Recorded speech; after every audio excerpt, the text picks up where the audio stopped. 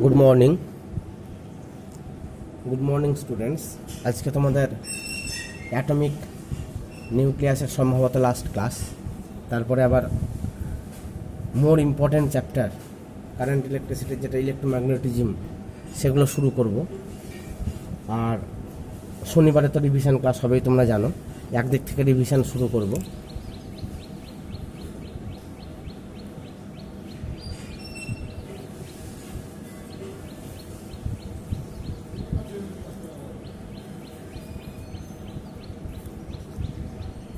প্রথমে যেটা বলবো অ্যাক্টিভিটি বা সক্রিয়তা।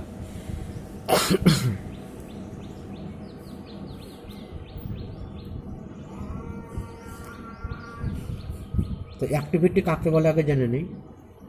সময়ের সাপেক্ষে কোনো তেজস্ক্রিয় নমুনার বিঘটনের হারকে বলা হয় সক্রিয়তা। কীরকম বিঘটনের হার? তেজস্ক্রিয় নমুনায় উপস্থিত পরমাণুর সংখ্যা যদি n হয়, তাহলে সেই ক্ষেত্রে বিঘটনের হার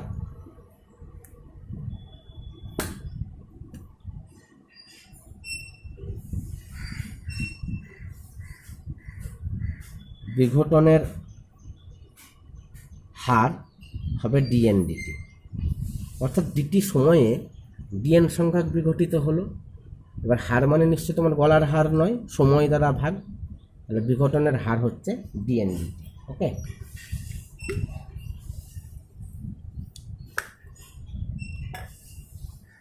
তাহলে আমরা আগে শিখেছিলাম এই বিঘটনের হার যদি dn/dt দ্বারা ডিনোট করি, dn/dt equal to minus lambda into n। এটা আমরা আগে থেকেই জানি। তাহলে ল্যামডা ইন্টু n এর যে গুণফল, এই গুণফলের মাধ্যমে সক্রিয়তাকে প্রকাশ করা হয়। কারণ সময়ের সাপেক্ষে কোনো তেজস্ক্রিয় নমুনার বিঘটনের হারকে বলা হয় সক্রিয়তা। যাহাই বিঘটনের হার তাহাই সক্রিয়তা। তাহলে সক্রিয়তা বোঝাতে গেলে আমরা ওই ল্যামডা ইন্টু n এটা দ্বারাই ডিনোট করব। নেগেটিভ চিহ্নটা তো অন্য কারণে, সময় যত যায় তত পরমাণুর সংখ্যা কমে, ওই জন্য নেগেটিভ চিহ্নটা আমরা দিয়েছিলাম। তাহলে এই সক্রিয়তাকে আমরা ল্যামডা ইন্টু n দ্বারা ডিনোট করব। ঠিক আছে? আচ্ছা, আর একটা কথা আমি বলি যে এই যে সক্রিয়তা আমি যেটা বললাম, তার মানে কোনো তেজস্ক্রিয় নমুনায় প্রারম্ভিক সক্রিয়তা মানে আমরা বলেছিলাম প্রারম্ভিক পরমাণুর সংখ্যা আছে n0, তাহলে তার প্রারম্ভিক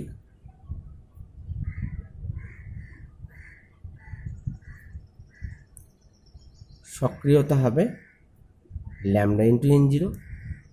এই যে প্রারম্ভিক সক্রিয়তাকে a0 দ্বারা ডিনোট করা হয়, তো a0 equal to lambda n0 হলো। আচ্ছা, এবারে আমরা আগে একটা যে সূত্র প্রমাণ করেছিলাম, সূচকীয় সূত্রটাকে n equal to n0 into e to the power minus lambda. সেরকমভাবে এখানে সক্রিয়তা সূচকীয় সূত্র মেনে চলে, তাহলে সেই ক্ষেত্রে এটা হবে a equal to a0 into e to the power minus lambda. ঠিক আছে? তাহলে এই যে সক্রিয়তা যখন আমরা বার করব, ল্যামডা ইন্টু n গুণ করে করব। এটা কি পরে পরীক্ষায় কোশ্চেন, এই চ্যাপ্টারটা শেষ হলেই আমি সেট দিয়ে দেব। কি পরে কোশ্চেন, সক্রিয়তা কাকে বলে, তার একক কি, তার অঙ্ক। সক্রিয়তা কাকে বলে বললাম, তার ম্যাথমেটিক্যাল রিডাকশন ল্যামডা n। একক হচ্ছে বেকারেল, কুড়ি, এই সমস্তগুলো। তো জেনারেলি সক্রিয়তার একককে কুড়ি দ্বারাই প্রকাশ করা হয়। ঠিক আছে? জেনারেলি 20 দ্বারা প্রকাশ করা হয়। হ্যাঁ, আর তাহলে কি বললাম, সক্রিয়তার একক হচ্ছে বেকারেল, এর যে ইউনিট হচ্ছে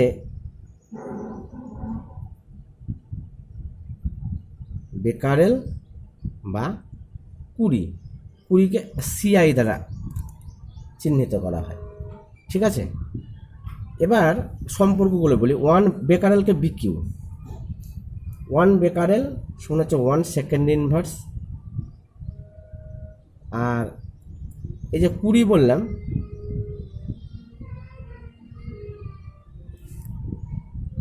120 সমান,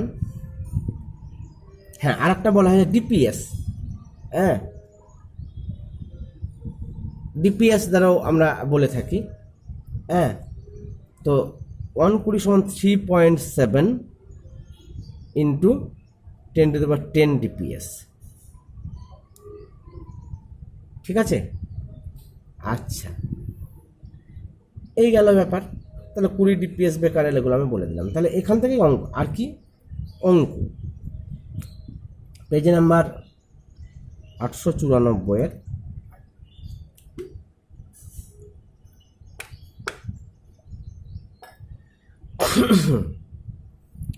894 অঙ্ক করবে 1, 2, 3, 4। এগুলো কিন্তু হোমওয়ার্ক। আমি যখন তখন বলবো, যখন 4টের সময় আসবো যে হোমওয়ার্কটা দেখাও, তখন দেখাতে হবে পট করে। এবারে আমরা যেটা শিখব সেটা হচ্ছে মৌলের কৃত্রিম রূপান্তর।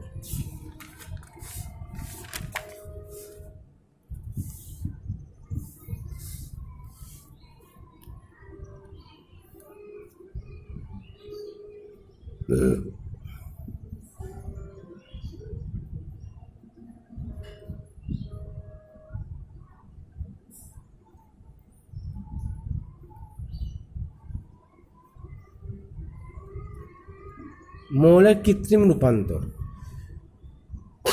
কীরকম? মৌলের কৃত্রিম রূপান্তর, এই কৃত্রিম রূপান্তর বলতে গিয়ে অর্থাৎ কৃত্রিমভাবে কিভাবে পরিবর্তন ঘটে। আমরা তো জানি একটা মৌল থেকে যদি আলফা রে বা বিটা রে বেরিয়ে যায়, তাহলে মৌলটা তো রূপান্তরিত হয়। তাহলে কৃত্রিম রূপান্তর হচ্ছে কোনো কৃত্রিম উপায়ে যদি কোনো পরমাণু নিউক্লিয়াসে প্রোটন সংখ্যার পরিবর্তন ঘটানো যায়। যেই প্রোটন সংখ্যার পরিবর্তন ঘটালো, মৌলটা চেঞ্জ হয়ে গেল, তাই এই মৌলটা অন্য মৌলে রূপান্তরিত হলো, এটাকে বলা হয় কৃত্রিম রূপান্তর। তাহলে কৃত্রিম রূপান্তর বা আর্টিফিশিয়াল ট্রান্সমুলেশন অফ এলিমেন্টস দুই ধরনের। নাম্বার 1, একটা হচ্ছে নিউক্লিয়ার রিয়াকশান দ্বারা, খুব ইম্পর্ট্যান্ট একটা জায়গা।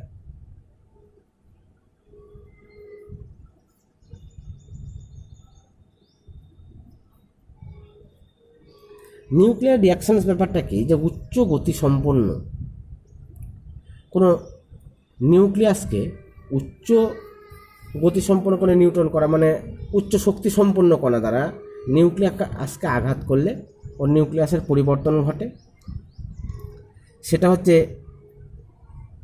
Nuclear reactions. আর একটা অনেক সময় নাম্বার 2, সেটা বলবো আমরা আর্টিফিশিয়াল রেডিও অ্যাক্টিভিটি।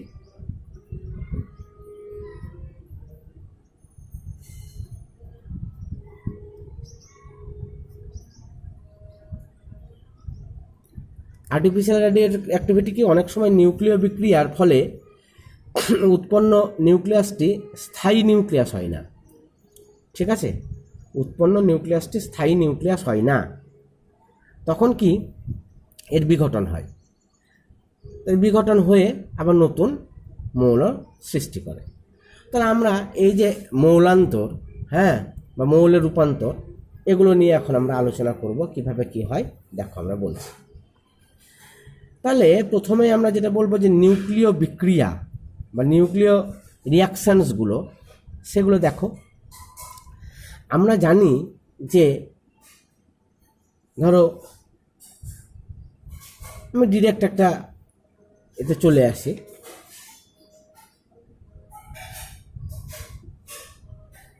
হ্যাঁ এই 1 নম্বরের কেসটা বলছি।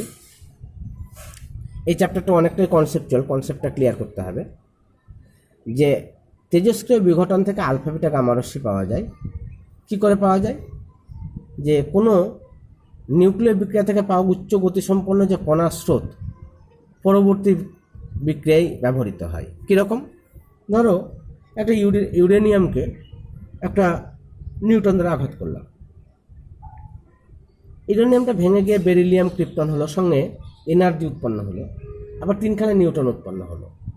ওই 3খানা নিউট্রন আবার ইউরেনিয়ামটাকে ধাক্কা মারবে, এরকমভাবে চলতে থাকে। তো এরকমভাবে তোমাদের এই যে জিনিসগুলো আছে, নিউক্লিয় বিক্রিয়ার সমীকরণ আমরা গঠন করব, তার আগে যে সূচনাটা দেওয়া আছে সূচনাটা তোমরা একবার রিডিং করবে।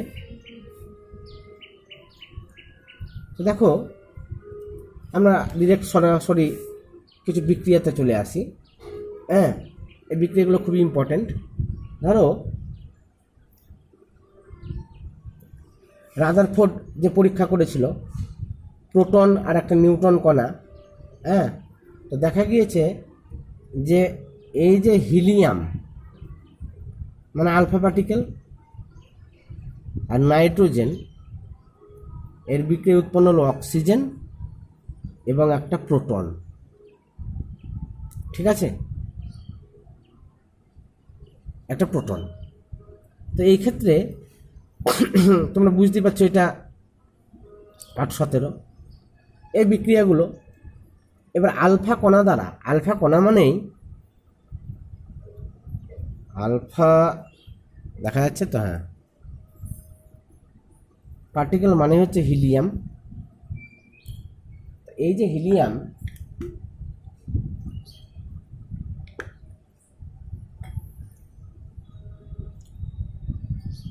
তো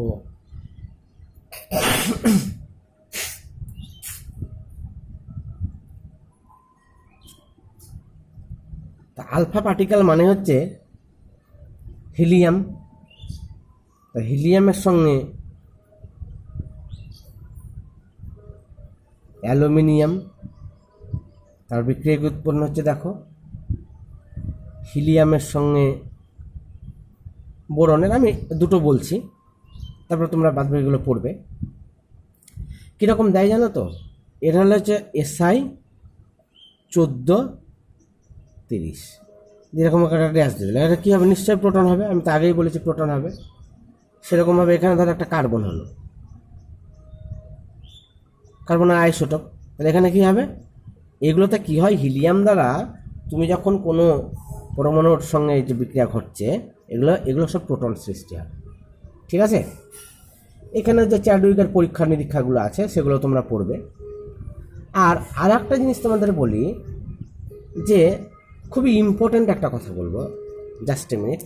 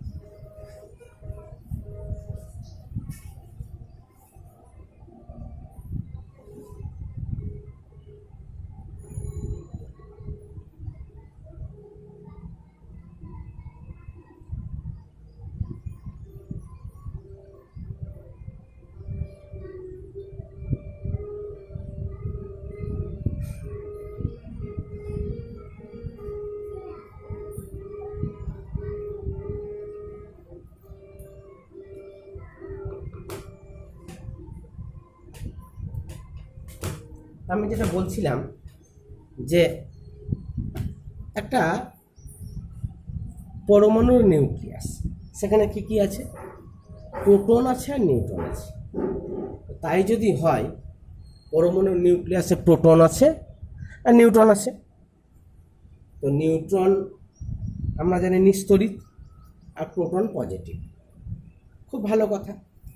কিন্তু এই যে পরমাণুর নিউক্লিয়াস থেকে বিটা পার্টিকেল, আলফা পার্টিকেল বেরোলো, ঠিক আছে, পজিটিভ কণার স্রোত, কিন্তু নেগেটিভ কণার স্রোত অর্থাৎ বিটা পার্টিকেল কি করে বেরোয়, নিউক্লিয়াসের মধ্যে আছে প্রোটন আর নিউট্রন, এটা পজিটিভ আর এটা হচ্ছে নিউট্রাল।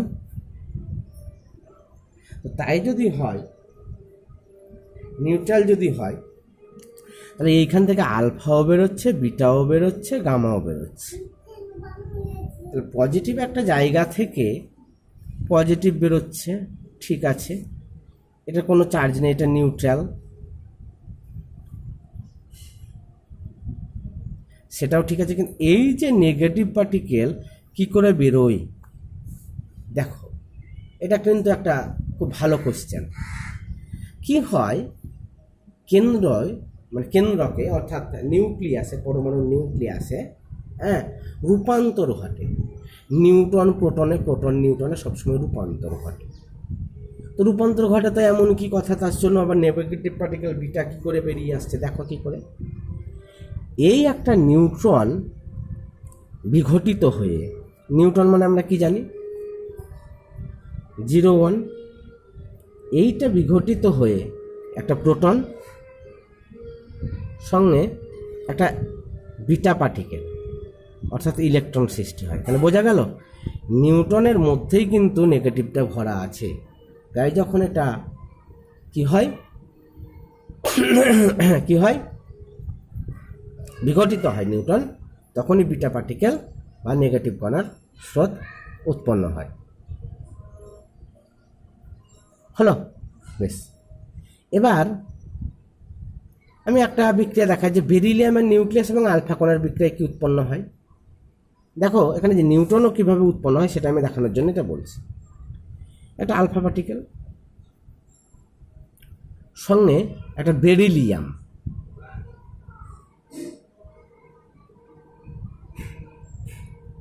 এখান থেকে উৎপন্ন হলো একটা কার্বন সঙ্গে একটা নিউট্রন, তা নিউট্রন আবার উৎপন্ন হয়ে গেল। ঠিক আছে, এই ব্যাপারটা। এবারে আমি কৃত্রিম তেজস্ক্রিয়তা বা আর্টিফিশিয়াল রেডিওঅ্যাক্টিভিটি নিয়ে একটু কথা বলি।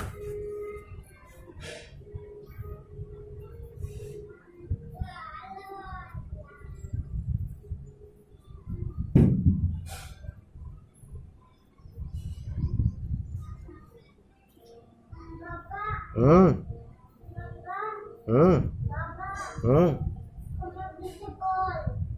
ওই কই পিছে বল, এই তাই তো।